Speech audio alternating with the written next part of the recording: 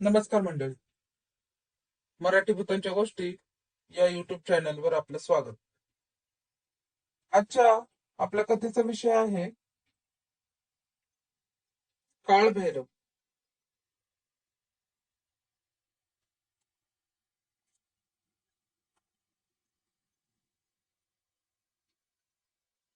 हल्ली आपल्याला भूताखेताच्या गोष्टी जरा जास्त कानावर येत नाही.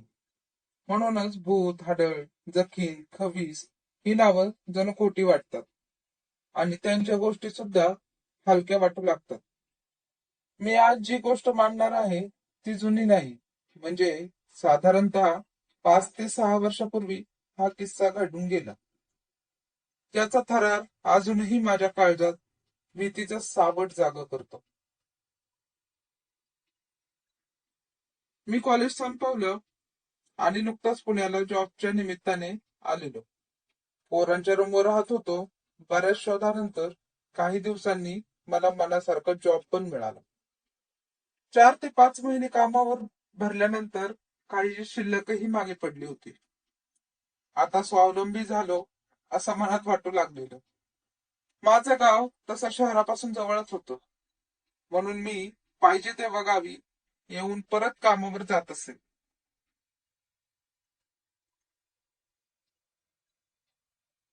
चार पैसे गाठीशी आले की थोडी हुशारी येतेच आणि पंख पण फुटतात. बरेच दिवस झाले कुठे फिरायला गेलो नव्हतो आणि काही एन्जॉय सुद्धा केला नव्हता. म्हणून रूमवर मित्रांची खळबळ सुरू झाली. फिरायला जायचं, मन भरेपर्यंत दारू प्यायची आणि मजबूत नॉनव्हेज खायचं, एवढंच टार्गेट डोक्यात ठेवून आमचा 5 जणांचा प्लॅनिंग सुरू झाला.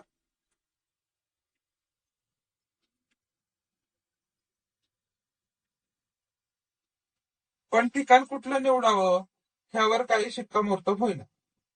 शेवटी नाईलाजाने सगळे मला म्हणले, तुझं गाव जवळ आहे तर आपण सगळे तिकडेच जाऊ. पण दारू प्यायला मित्रांना गावाला आणायचं हे मला पटत नव्हतं. माझी इमेज गावी चांगली होती. एका पार्टीसाठी ती खराब करून घेणं मला परवडणार नव्हतं. मग मधला मार्ग म्हणून मी सुचवलं की माझ्या गावात जाऊन दारू पिण्यापेक्षा आमच्या गावाकडेच कुठेतरी मस्त माळरानावर बेत रंगवावा. असं एक ठिकाण जिथे आपल्याला बघायला कोणी नसेल आणि आवरायला पण कोणी नसेल. मन भरेपर्यंत काय घेऊन बसलाय राव, कोणाला चालायला यायला नको एवढी दारू पिऊन पडू ना. माझी कल्पना सर्वांना आवडली आणि पटली सुद्धा. त्यानंतर आम्ही सगळे शनिवार कधी उजाडतो याची वाट बघू लागलो. माझ्या गावच्या अलीकडेच 3 गाव सोडून एक निर्जन माळरान होतं. खालून मोठा चढ होता, पण वर गेल्यावर मस्त पठार होतं.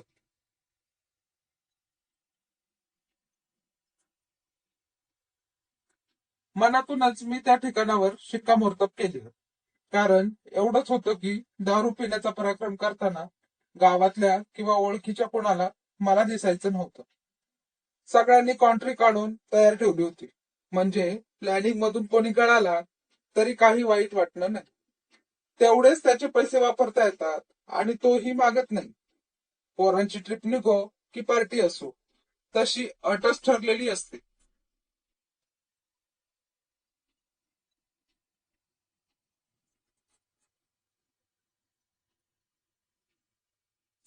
एकदाचा शनिवार उजाडला आणि आमच्यातला तळीराम जागा झाला.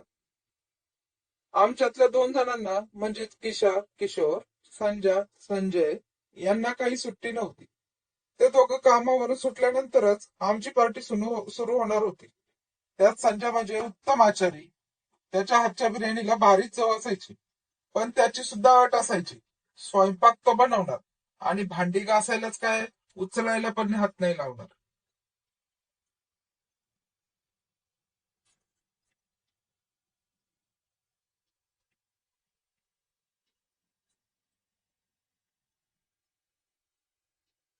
तसंही उद्या रविवारच होता, म्हणून काही टेन्शनच नव्हतं.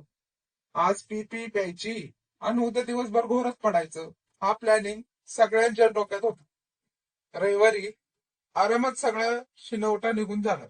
मग सोमवारी फ्रेश मूड मध्ये कामाला सुरुवात करायची. सगळे कार्यक्रम पत्रिका तयारच होती. दुपारपर्यंत आम्ही तिघांनी बारीक सारीक साहित्याची विचारपूर्वक पूर्ण यादीच बनवली.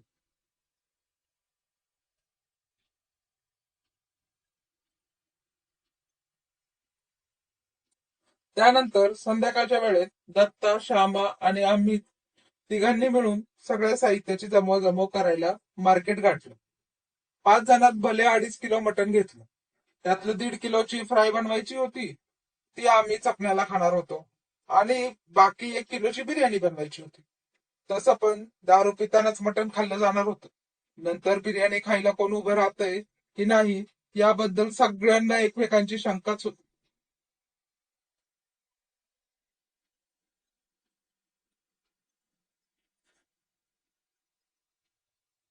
दारूचा एक खांबा आणि एक हाफ घेतलेली. पाण्याच्या बाटल्यांचे 2 बॉक्स घेतले. छोटी शेगडी, तेल, मसाले, बासमती तांदूळ, दारूसाठी ग्लास अशी छोटी मोठी साहित्याची यादीप्रमाणे उजळणी केली. 6:30 वाजता किशा आणि संजय आले. पोत्यात भरता येण्यासारखे साहित्य पोत्यात भरून किशाच्या गाडी पाठी पोतं जाम बांधून टाकलं आणि बाकी साहित्य आमच्या 2 गाड्यांवर घेतलं. 3 गाड्या घेऊन आम्ही गावच्या दिशेने रवाना झालो.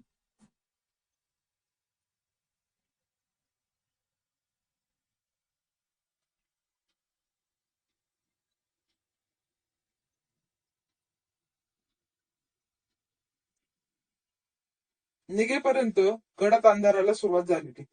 5ही जण अगदी उत्साहाने गाणी म्हणत हायवेनं संकत निघालेलो. गाडी हायवेनं सोडून गावाच्या दिशेने वळली तेव्हा चांगलाच काळोख पसरला होता. हळूहळू चांदणं पडायला सुरुवात झाली. एका टेकडीच्या दिशेने मी गाडी वळवली तसं माझ्या मागे 2ही गाड्या वळाल्या. टेकडीचा टप्पा पार करून एका मस्त सपाटीला येऊन आम्ही थांबलो. पटापट गाड्यांचे स्टँडचे आवाज आले. आम्ही गाड्या लावल्या.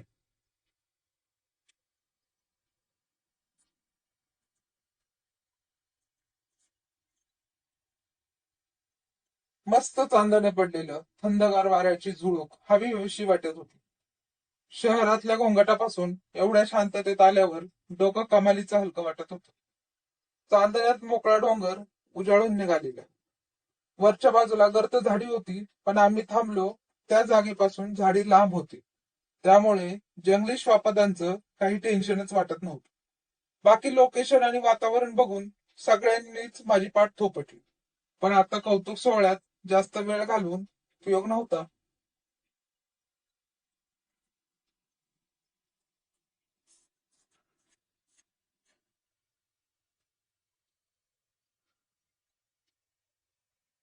म्हणून प्रत्येक जण उत्साहात आपापल्या कामाला लागला.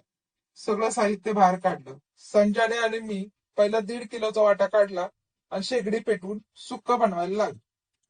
दत्ता, किशा आणि श्यामा यांनी कांदा, टोमॅटो, कोथिंबीर यांची चिराचिरी केली. सगळं काम झटपट आवरून खांब्याच्या भोवती ते रिंगण टाकून आमची वाट बघू लागली. 5ही जण एकत्र बसलो. ग्लास रांगेत ठेवून आता सुक्क कधी आवरतंय याची आतुरतेनं वाट बघतच होतो.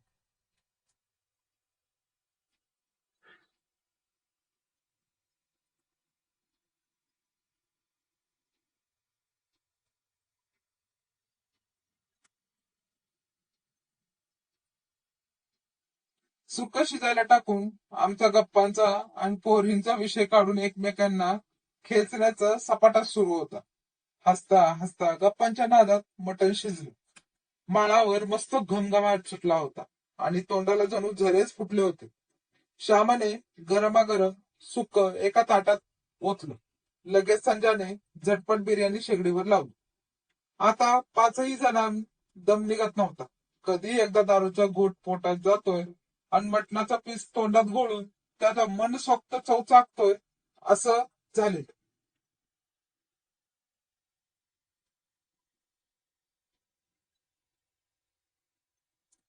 सुक्या ताटामध्ये ठेवलं. 5ही ग्लास मस्त भरले. ताटाला वेढा देऊन आम्ही मोठ्याने चिअर्स म्हणत कार्यक्रमाला सुरुवात केली.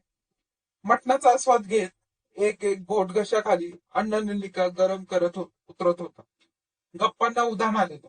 2 पॅकचा राऊंड झाला आणि सज्जाने बिर्याणीचा टोप खाली घेऊन शेगडी बंद केली. त्याने एकदा पातेल्यावरचं झाकण उघडलं तसं गरमागरम वाफेसोबत खमंग बिर्याणीचा दरवळ सगळीकडे पसरला.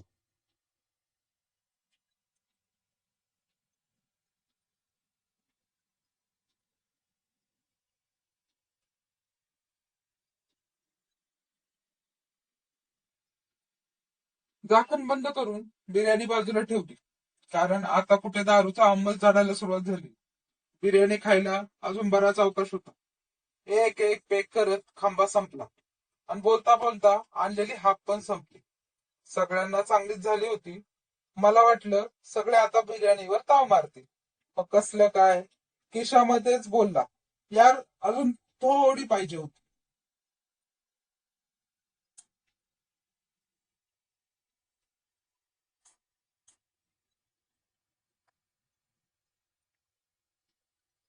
दत्ता आणि श्यामा उठले. दत्ताने गाडी वळवली. श्यामा पाठीमागे बसला. मी दत्ताला आवाज दिला आणि म्हटलं, हळू जा रे आणि हळू या रे, घाई करू नकोस. संजय माझं बोलणं तोडत बोलला, गप रे, दत्ता येतो. खांबा पिला तरी बायबल नाही होणार त्याची. असे सगळे हसले आणि दत्ताने गिअर टाकून तो रस्त्याला लागला. दत्ताची ड्रायव्हिंग म्हणजे नो डाऊटच. गाडी जोरात चालवायचा, पण खात्रीचा ड्रायव्हर होता.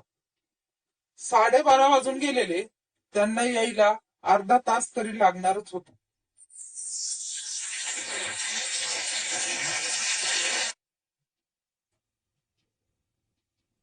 तोपर्यंत किशा, मी आणि संजयने लाकडं गोळा केली आणि मस्त कॅम्प फायर लावली.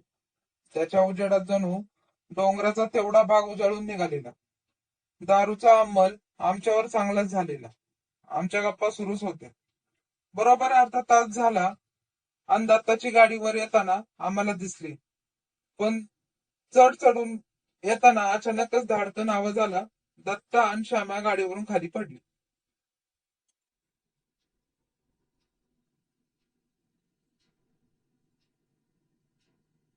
त्यांना पडलेलं बघताच आम्ही तिघे दत्ता आणि श्यामाला हाका मारत जोरात पळालो. दोघांना थोडं खरचटलेलं. मी दत्ताला बडबड केली. दत्ता एकदम ओरडला, अरे मी नीट चाललोय रे. इथं आल्यावर एक गाडी एका बाजूला अचानक ओढली गेली. दत्ता श्यामेकडे बघून बोला, श्यामा तू हल्ला काय मागे बसून? श्यामा रागात बोलला, मी कशाला हलू? गाडी हल्ली तेव्हा मी खंबा पोटाजवळ धरला आणि वाचवला.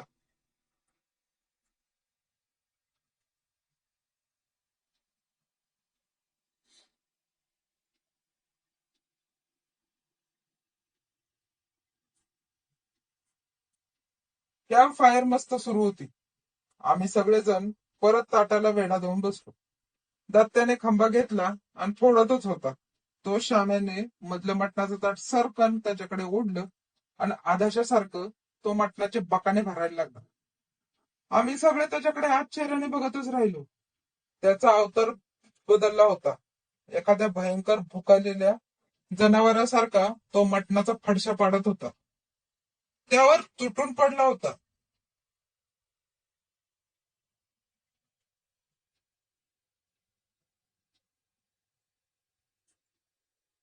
त्याला खाताना बघून अक्षरशः किळस येत होती. त्याच्याकडे बघून बळच हिंमत करत किशा त्याला म्हणाला, श्याम्या असा एकटाच मटण खाणार काय तू? मग आम्ही काही इथं फक्त बघतच बसू काय? चकण्याचं तेवढं मटण राहिले. जास्त भूक लागली तर एवढा खांबा संपू आणि मग जेवायला बसू ना. श्यामा निव्वळ दुर्लक्ष केलं आणि मटणाचं ताटच मांडीवर घेऊन खायला लागला.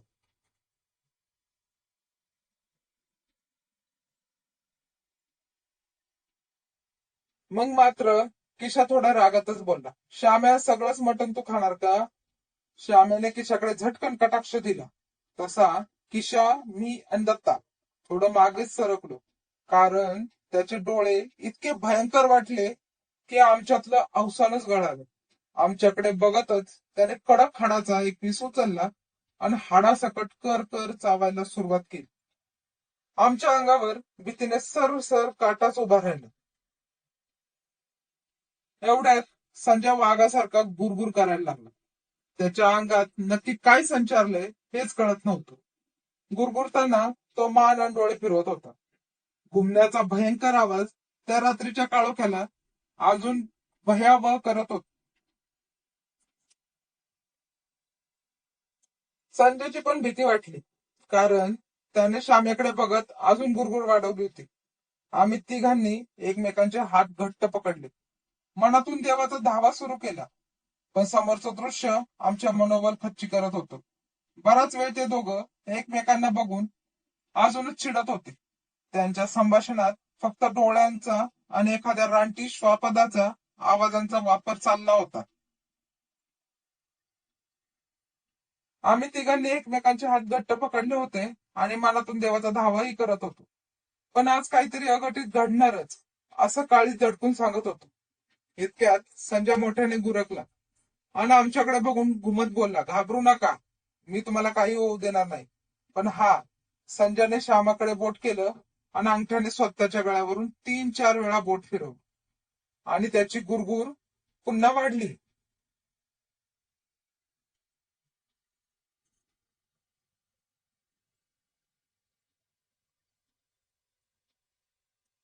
त्या दोघांचं पुन्हा नजरेचं युद्ध सुरू झालं.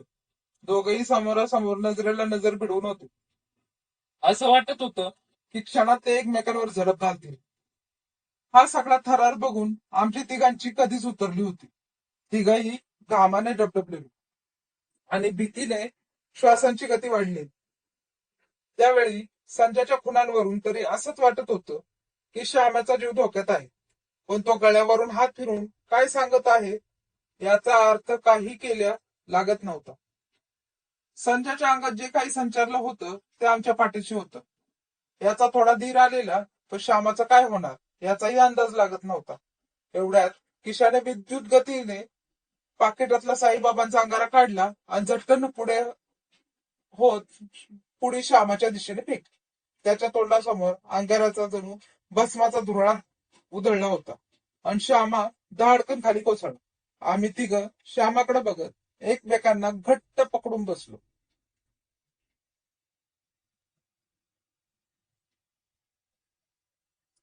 संजयची गुरगुर सुरूच होती.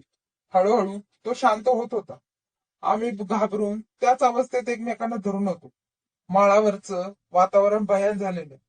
जीवघेणी शांतता आमचं काळीज पिळवटून टाकत होती. काही काळ तसाच गेला. श्यामाला शुद्ध आली, तसा त्याला अंग भरून घाम फुटला. काय होऊन गेले हे त्याला कळालंच नाही. त्याने आम्हा तिघांना असं बघितलं आणि तो आमच्याकडे सरकला. त्याला आमच्याकडे येताना बघून आम्ही तिघे ओरडू लागलो. श्यामा सुद्धा प्रचंड घाबरला. इतक्यात संजयने गुरगुरत उद्गार काढले, पोरांनो घाबरू नका, त्याला तुमच्या सोबत घ्या. लक्षात ठेवा, आता इथल्या एकाही वस्तूला हात लावू नका. इथली कोणतीच वस्तू सोबत घेऊ नका.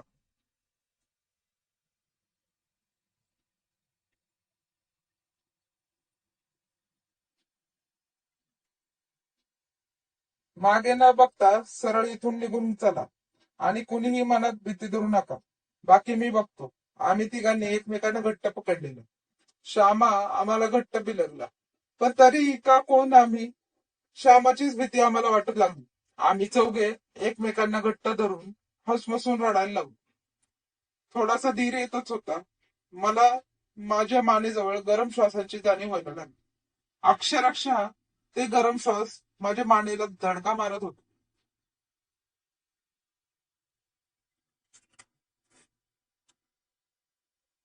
धाप लागावी इतक्या जोरात त्या श्वासांचा आवाज स्पष्ट येत होता.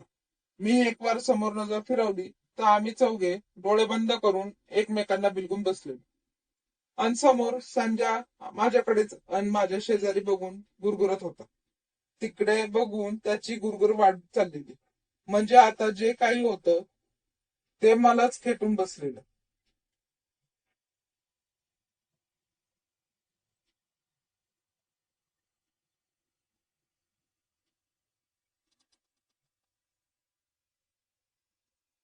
त्याचा सहवास मला स्पष्ट जाणवत देखील होता.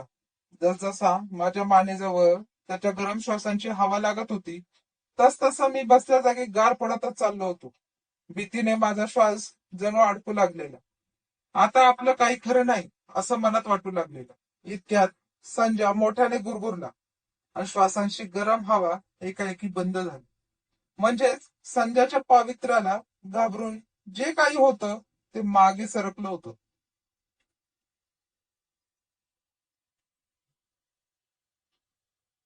त्यांच्यापासून लांब हो, पोरांची जबाबदारी मी घेतलीये. तू माघारी फिर, तुला काही मिळणार नाही. आमच्याकडे कटाक्ष टाकून संजय बोलला. पोरांना उठा, मागे बघू नका. समोरून वाघ होऊन येईल, कोल्हा होऊन येईल, भीतीच्या कोणत्याही रूपाने येईल. त्याच्याकडे लक्ष देऊ नका. इथल्या प्रत्येक वास्तूला तो झटलाय. इथली कोणतीच वस्तू सोबत घेऊ नका. एकमेकांचे हात घट्ट पकडा आणि माझ्या पाठी या.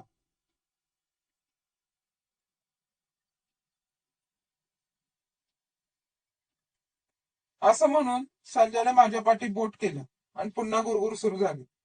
तो झटकन चालत पुढे झाला आणि आम्हाला इशारा केला. आम्ही इकडे तिकडे लक्ष न देता त्याच्या पाठी मोठ्या आधाराने चालू लागलो. थोडं पुढे जाताच तो धावू लागला. आम्ही सुद्धा एकमेकांचे हात घट्ट पकडले आणि त्याच्या पाठी धावू लागलो. उतार उतरून खाली येईपर्यंत माझ्या कानेजवळचे आवाज वाढले होते. ते जे काही होते ते सुद्धा आमच्या पाठीत धावत असल्याचा भास होत होता.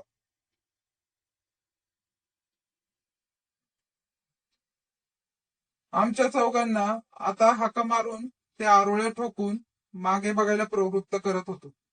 ते ओरडेल तसं भीतीने आमच्या तोंडून पण भीतीने आवाज निघत होते.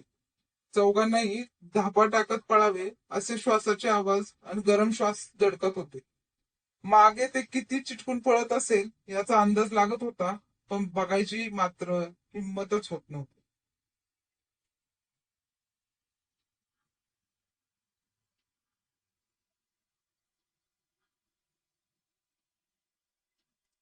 एकमेकांच्या आधारावर आम्ही रस्त्यावर आलो. थोडे पुढे येऊन संध्या थांबला आणि मागे वळाला. आता शांत आवाजात तो बोलू लागला. वाचलात पोरांनो, आता थेट घराकडे जा. पुसटच्या आवाजात काहीसा तो पुटपुटला आणि संजय धाडकन खाली कोसळ. आम्ही चौघे पुन्हा घाबरलो. संजय संजय त्याला हाक मारून गदगद हलवू लागलो. त्याचं डोकं मांडीवर घेतलं आणि चेहऱ्यावर हलक्या चापट्या मारून त्याला शुद्धीवर आणण्याचा प्रयत्न करत होतो. आम्ही संजयच्या हातात घेतले आणि त्याला हाका मारू लागलो. थोड्या वेळात डोळे किलकिले करून त्याने आमच्याकडे बघितले. तो शुद्धीवर आला आणि आम्हा सगळ्यांना हायसं वाटलं. संजयला सुखरूप बघून आम्हाला मोठा आधार वाटला. चौघांनी त्याला घट्ट मिठी मारली आणि आम्ही ओक्साबोक्षी रडू लागलो. संजयला काय घडतंय याचा काही अंदाज लागत नव्हता.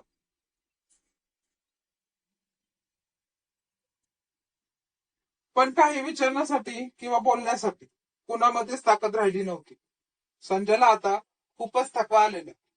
दोघांच्या खांद्यावर हात टाकून तो सर्व शक्तीनिशी एक एक पाऊल उचलून टाकत होता. थोडे चालत पुढे आलो तर पाठीमागून एक प्रेसची गाडी येताना दिसली आणि आम्हाला खूप हायसं वाटले. गाडीला हात करून आम्ही गाडीमध्ये बसलो. आज मृत्यूच्या धाड्यातून परत येणं कशाला म्हणतात याची प्रचिती आली. तासा 2 तासात शहर आलं. तिथे पोचलो तेव्हा पहाटेचे 6 वाजले होते. संजयने सगळ्यांना पटकन आवरायला सांगितलं. आंघोळी वगैरे आटपून आम्ही संजय सोबत निघालो. जवळच त्याच्या ओळखीचे एक गृहस्थ होते. त्यांनी अशा गोष्टींबाबत ज्ञान अवगत होते. त्यांनी सकाळी 9च्या दरम्यान त्यांच्या घरी पोहोचलो. आमच्या चेहऱ्यावरूनच त्यांनी जाणले की आम्हाला किती मोठ्या संकटातून जीव वाचवून परतलो. संजयने घडला प्रकार त्यांना सांगितलं, ठिकाण पण सांगितले.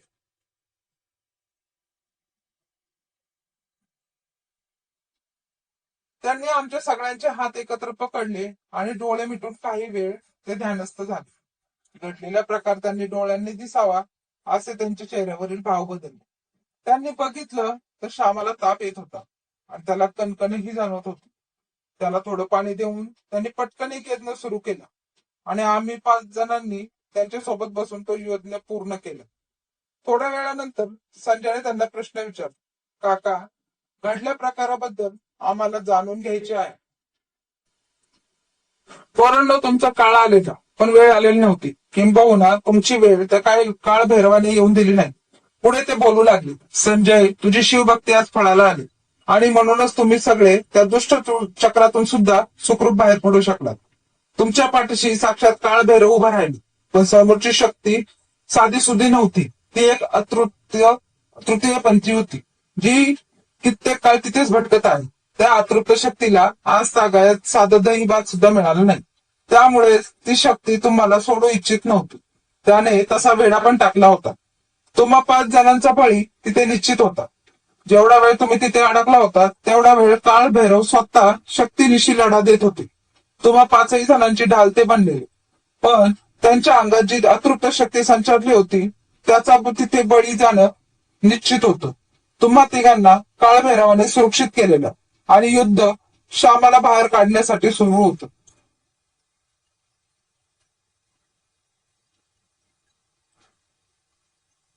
तो भस्म पाळून देण्याची सुदबुद्धी सुद्धा त्यानेच दिली आणि सीमेत त्याला बंदिस्त करून भैरवाने वेड्यातून तुम्हाला पूर्ण बाहेर आणले. तुम्हाला सुरक्षित करून मगच तिथून त्यांच्या स्थानाला भैरव निघून गेले. कित्येक गावात जे भैरवनाथ असतात त्यांच्या हद्दीत असल्या वाईट शक्तींना दृष्टृत्य करण्यापासून ते रोखत असतात. संबंध मानवजातीचे वाईट शक्तीपासून रक्षण करत असतात. हा जन्म त्यांचीच कृपा आहे आणि त्याची झाल्या त्या सद्गृहस्थाच्या पायाला स्पर्श करून आम्ही थेट शिव मंदिरात माथा टेकायला गेलो. धन्यवाद.